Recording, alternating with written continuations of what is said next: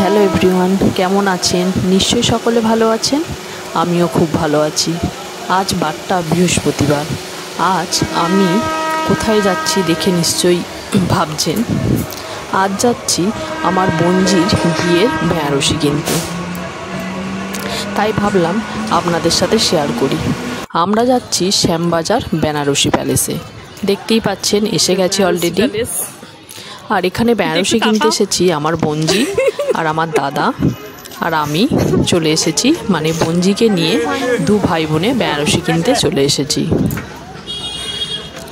আমরা বেনারসি প্যালেসে ঢুকছি। আমার বিয়ের বেনারসি ওই বেনারসি প্যালেস থেকেই কেনা। তাই আজ ভাবলাম আপনাদের সাথে শেয়ার করি। দেখুন, ঢুকতেই এই বেনারসিগুলো এত ভালো লাগলো সাদার উপরে। ভাবলাম মার জন্য একটা নিলে হয়। তাই এই বেনারসিগুলো একটু দেখতে দেখতে চলে এলাম বিয়ের কনের বেনারসি দেখতে। ওর ইচ্ছা ছিল রেড চেরির, মানে লাল, একদম লালের উপরে বেনারসি নেবে। তাই আমরা সমস্তটা লালের উপরই পুরো দেখছিলাম। লালের উপরে কাজের ভ্যারাইটি আমরা দেখছিলাম।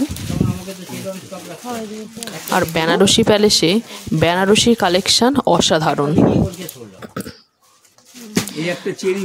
আমরা নানা ভ্যারাইটির বেনারসি দেখছিলাম। তবে দেখতে দেখতে এই বেনারসিটা আমাদের পছন্দ হলো। লাস্ট পর্যন্ত এটাই আমরা সিলেক্ট করলাম ওর জন্য। এই বেনারসিটাই ও পছন্দ করলো, আমাদের সকলেরই পছন্দ হয়েছে। এবারে মাথার ওড়নাটা এটাই পছন্দ করা হলো। আমাদের এখানে বেনারসি, ওড়না সব কেনা হয়ে গেছে। এবার আমরা বিল মেটাচ্ছি। এরপর আমরা চলে যাব বরের পাঞ্জাবি কিনতে। তবে দেখুন, এখানের মধ্যে এই কালো বেনারসিটা আমার এত ভালো লেগেছে, তাই আপনাদের সামনেও শেয়ার করলাম। বেনারসিটা এত ভালো লাগছিল, মনে হচ্ছিল নিয়ে নিই। এবার চলে এলাম পাঞ্জাবির দোকানে। বিয়ের পাঞ্জাবি দেখা হচ্ছে, বরের পাঞ্জাবি। এটাও খুব সুন্দর লাগছে, কাজটা অন্যরকম, সবুজটা পরেছে তো ভালো লাগছে। পাঞ্জাবির কালেকশনও অসাধারণ ছিল। তবে এই পাঞ্জাবিটা আমরা পছন্দ করলাম, খুব ভালো লাগছিল। এবার চলে এসেছি ব্যাগের দোকান। ও বেনারসির সঙ্গে বটুয়া নেবে বলেছিল, আমরা বটুয়া দেখছিলাম। নানা ভ্যারাইটির বটুয়া ছিল।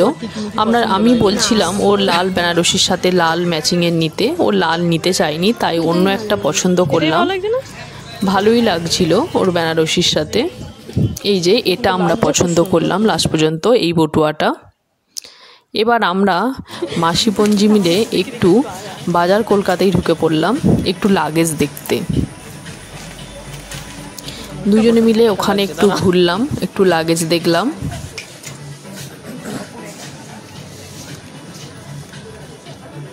এখানে একটু ঘোরাঘুরি হলো, লাগেজ দেখলাম। আর আমার দাদা রয়েছে বাইরে দাঁড়িয়ে, ও বলল তোরা দেখ। এবার আমরা চলে এসেছি হাতিবাগানে, ব্যাগ তো কিনলাম।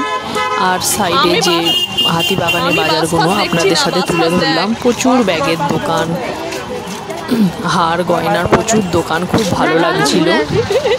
আমরা তিনজনেই হাতিবাগান দিয়ে হাঁটতে হাঁটতে চলে এলাম বাস ধরবো বলে। ওখান থেকে আমাদের যা কেনার সব কেনা হয়ে গেছে।